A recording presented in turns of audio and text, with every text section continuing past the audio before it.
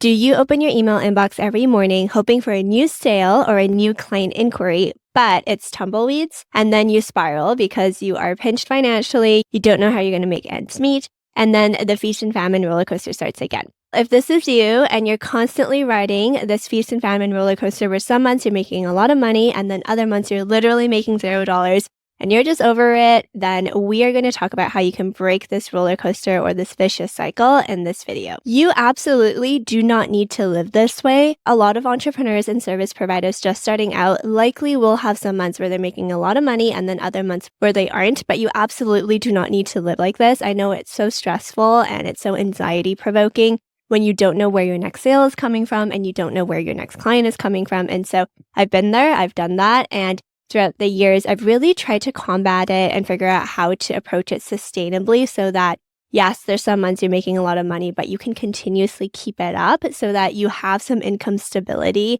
and you just feel a little bit more secure.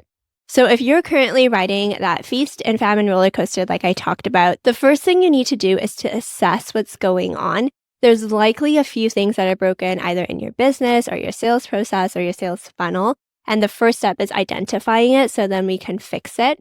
And honestly, if you're going through the feast and famine cycle, there's probably a slew of things that might be broken, and that's okay. But the first step is identifying it. And so I'm going to go through a list of some common things I've experienced in my past business and things I see with my clients. And then you can try to pinpoint and figure out where it's potentially going wrong in your business. The first thing that might be going wrong is with your product. And I find that if you don't have an amazing product and it's not selling as well, that can make it difficult to get off the feast and famine roller coaster. Because at the end of the day, if you don't have an amazing product, if you don't have an amazing service, you don't have a viable business. And so the product is the first thing I want you to look at. And how you can tell if your product is one of the parts of the issue of why you're on this feast and famine roller coaster is as follows. So if people after getting your product, experiencing your product, or people after going through your service, if they're not getting great results, you're not getting great feedback, and you're not able to really use anything as a case study, that's a sign that the product probably isn't as great as it could be.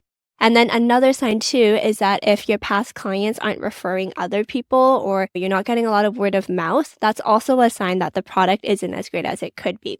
So if that's what's going on and you're noticing that your service and your product is not getting stellar results, then likely the product is part of the issue. To combat this, what you can do is, first of all, get quiet, get introspective, figure out what your superpower is, what your zone of genius is. I talked about figuring this out in my free Build a Sustaining Business program. So if you haven't already done that, I will link the specific video down below and you can take a look. But you need to figure out what your unique zone of genius is or what your superpower is. I firmly believe that everyone has it, and you want to try to play to your strengths. Because when you play to your strengths, it will actually set you apart from the competition. People will be able to get results, and then your customers will get the transformation that they're looking for from your products and your services. So play to your strengths. And then the next thing as well is you want to get really clear on who you're helping, who are you targeting in terms of your ideal customer, and try to solve a problem and a pain point for them. So ideally, if you picture a Venn diagram with two circles, right, you have what you're good at, and then you have your customers' pain points and problems. And ideally, your product is the intersection of the two circles of what you're good at and what they're struggling with. Next, on top of your product, you also want to have a sustainable sales strategy.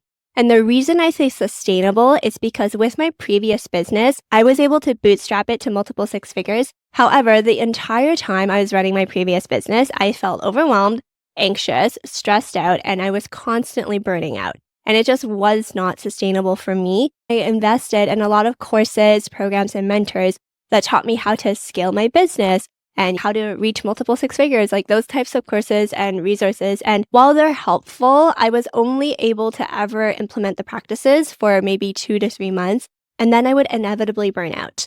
And so now I'm living abroad in London, and ever since moving to Europe, I've really started to adopt more of that work to live mentality and lifestyle that they do in Europe, where you're not living to work, you are revolving your work and your business around your life. And it's a very life-first approach, which we love. And so what I did was I took everything I learned previously with my past business, and I'm now putting it through this lens of sustainability for me and my lifestyle, because I still love what I do and I still love being an entrepreneur. but I can't do it in that previous version where it was like grow at all costs, hustle mode 24/7. Like that's just not the stage of life I'm in anymore. And I just don't want to do that all the time. And I have now developed my own sustainable growth strategies and my own sustainable sales strategies because like I mentioned, if you can only do a certain sales strategy like sales calls or webinars or challenges 1 month out of the entire year because 1 month you're going so hard, you're making a lot of money. And then for the rest of the year, you're so burnt out fulfilling clients, you can't do anything else. Then it's no wonder you're on this feast and famine roller coaster because that 1 month you're able to sell and launch, you're going to make a lot. But every other month, you're so burnt out and you can't even fathom launching, then it's no wonder you're in this feast and famine roller coaster. So it's important to have a sustainable sales strategy, like I keep alluding to. And I've really taken it upon myself to figure out how to balance the sustainability aspect in terms of like lifestyle, but then also making sure you're still making enough to support yourself. With that being said, I'm taking all of the learnings and lessons I have gained with my past business, and now with experimenting with this business, implementing sustainable growth strategies and sales strategies, and I have now created my own sustainable growth strategies and sustainable sales strategies. And I'm overviewing and breaking them down with all of you in my new private podcast called Sustain Your Success.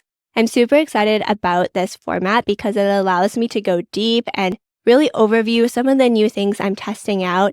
And I can also update it continuously as I learn. And so you can check it out and start listening now at selinaho.com/SYS. I am just really excited for you to dive in and listen. Additionally, another thing that could be happening is that your sales funnel isn't optimized. So if you're finding that you're not able to get new people into your community, if you're finding that you're not able to warm them up, and when you do sell, people are like, ooh, I don't really get this, or you get a lot of objections about the price, or you're finding it's just so hard to sell people and it's like pushing a boulder up a hill, then likely your sales funnel also isn't optimized. And so again, check out the Sustain Your Success private podcast, selinaho.com/SYS, because in that private podcast, I also talk about how to build out your sales funnel and how to optimize it as well.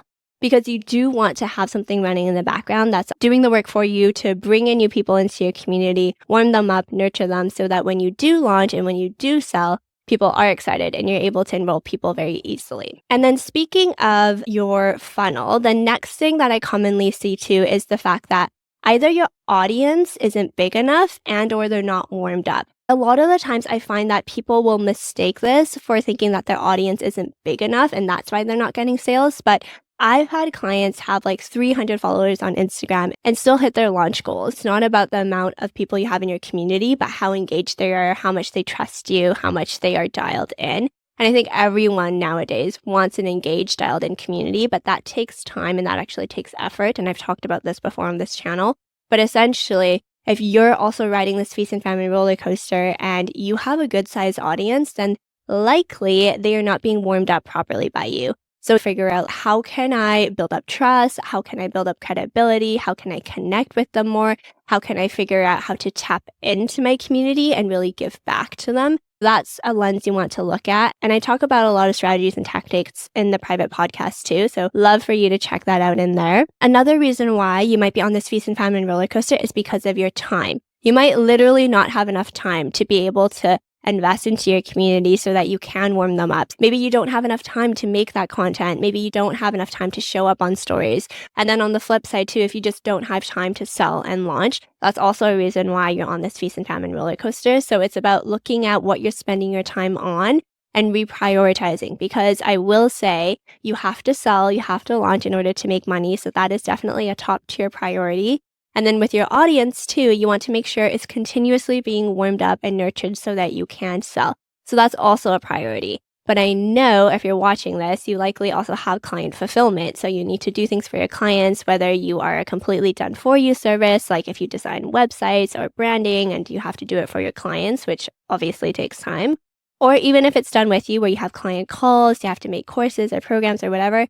But I know that takes time as well, but it is equally important for you to work on your business, not just in your business all the time. So yeah, as much as it is difficult, I highly encourage you to carve out some of that time. And I talk about some strategies and tactics in my private podcast as well, so you can check that out. And the last reason you might be on this feast and famine roller coaster is just simply because of burnout. Like you might just be hustling so hard, doing all these things like I just mentioned, where you're trying to sell, launch, grow your audience, nurture your audience, fulfill clients, work on strategy. I'm running out of fingers, right? So it is a lot, and you could be burnt out and just not have energy for any of that, which I feel I've been there. And that's why I now, in this new version of my business, am trying to approach it more sustainably. And I know a lot of the times you can listen to that and be like, okay, this sounds interesting, but how do you actually do that? And so I wanted to go way deeper in the podcast. Again, Sustain Your Success. You can check it out at selenaho.com/SYS. And so the first step, like I mentioned, is just to assess where you are. What's going on? Why do you think you are in that feast and famine roller coaster mode? Is it the product? Is it the sales strategy? Is it your sales funnel? Is it your audience not being warmed up enough? Is it you not having time? Are you just burnt out? Is it all of the above, which is totally fine? In my previous business, it literally was all of the above, and it felt so insurmountable to tackle. And so if that is you, it's okay. The first step is acknowledging it, and then you can fix it. Now that you have identified what's going on, if you're ready to fix it and you want to sustainably do that, again, check out my private podcast, Sustain Your Success. You can click on the link down below or visit selenaho.com/SYS to get more info. But you got this. You do not need to live like this. You do not need to constantly be worrying about where your next sale is coming from, where your next client is coming from. You absolutely can and should take back control of your business so that you don't have to worry about this anymore. You got this. I'm cheering you on. And if you have any questions after this video, or if you have any questions about my private podcast, leave them down below and I'd be happy to answer them.